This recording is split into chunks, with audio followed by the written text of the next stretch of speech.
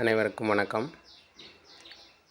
நம்ம இன்றைக்கி எடுத்துக்கிட்ட ஒரு விஷயம், பேசக்கூடிய விஷயம் என்னென்னு பார்த்திங்கன்னா, அம்பாள் நேரில் வருவது உறுதி, கண்டிப்பாக உறுதி.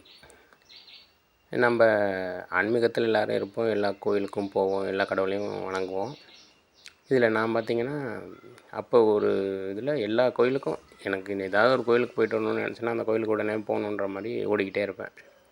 அப்படி இருக்கிறப்ப அது இல்லாமல் ஆன்மீக தேடல் ஏதாவது இந்த யூடியூப்பில் பார்க்குறது, ஏதாவது அவங்க சொல்கிற விஷயத்த செஞ்சு பார்க்குறது, இப்படி இருக்கும். ஆன்மீகத்தில் ஒரு இன்ட்ரெஸ்ட் அதிகம். அப்படி இருந்துக்கிட்டு இருந்த காலத்தில் எல்லா சாமியும் கும்பிடுவேன். எல்லா சாமியும் நமக்கு ஏதாவது ஒரு சாமி நமக்கு நல்ல ஒரு பலன் கொடுக்கும், நம்ம அவங்கள்ட்ட நெருங்கணும் அப்படிங்கிற மாதிரி இருக்கும். அதில் ஒரு சிலர் எல்லோரும் சொல்கிறது என்னென்னா, அம்பாள் வந்து சீக்கிரமாக ஸ்பலிதமாயிடுவாங்க அப்படிங்கிற மாதிரி எல்லாரோட கருத்தும் இருக்கும். கண்டிப்பாக அது உண்மை, 100க்கு 100 உண்மை. எப்படின்னா, நான் வந்து யூடியூப்பில் தான் பார்த்து தான் ஒவ்வொரு கோயிலாக போயிட்டு அதோடய சிறப்புலாம் தெரிஞ்சுக்கிட்டு இருந்தேன். இப்படி போயிட்டு இருந்த இதில் ஒரு சில அம்பாள் சக்தி பீடங்கள் இதோட சிறப்பு இப்படி தெரிஞ்சுக்கிட்டு இருந்தேன்.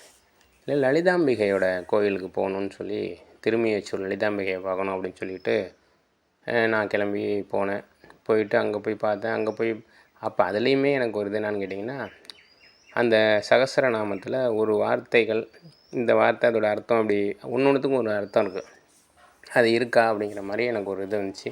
அப்புறம் அங்கே போனப்போ அதுக்கான விளக்கம் எனக்கு கிடச்சிச்சு. அதுலேயே ஒரு சந்தோஷம். சரி, அதுக்கப்புறம் வந்துட்டு அடுத்ததாக வந்தால் அடுத்த நாளே ஒரு இடத்துக்கு போகிறதுக்கு வாய்ப்பு கிடைக்கிது. பூம்புகார் போகிற வழியில் போயிட்டுருக்குறேன். அங்கே ஒரு சாமி வீதி விழா வருது. இது என்ன கோயில்னு தெரியல. சரி, சாமி வீதி விழா வரப்போ நம்ம போய் வணங்கணும், அது வந்து தான் முறை அப்படின்னு சொல்லிட்டு டக்குன்னு போய் அந்த சாமியை கும்பிட்டுட்டேன். கும்பிட்டா கோயில் எங்கெங்கே இருக்குது அப்படின்னா, பழைய காலத்து கோயிலுங்க உள்ளே இருக்குது அப்படிங்கிறாங்க. அங்கே போனால் முதல் நாள் லலிதாம்பிகையை பார்க்குறேன். அடுத்த நாள் அங்கே திரிபுர சுந்தரி இருக்கிறாங்க.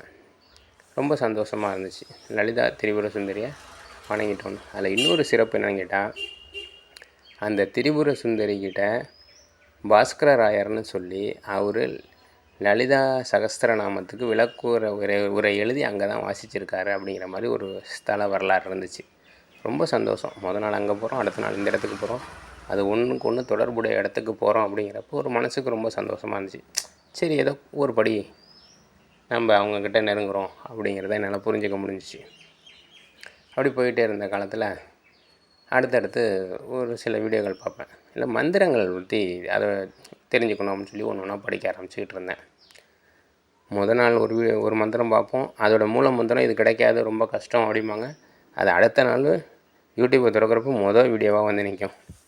ரொம்ப சந்தோஷமாக அந்த மந்திரங்களையும் படிக்க ஆரம்பித்தேன். அது கிடச்சிச்சு.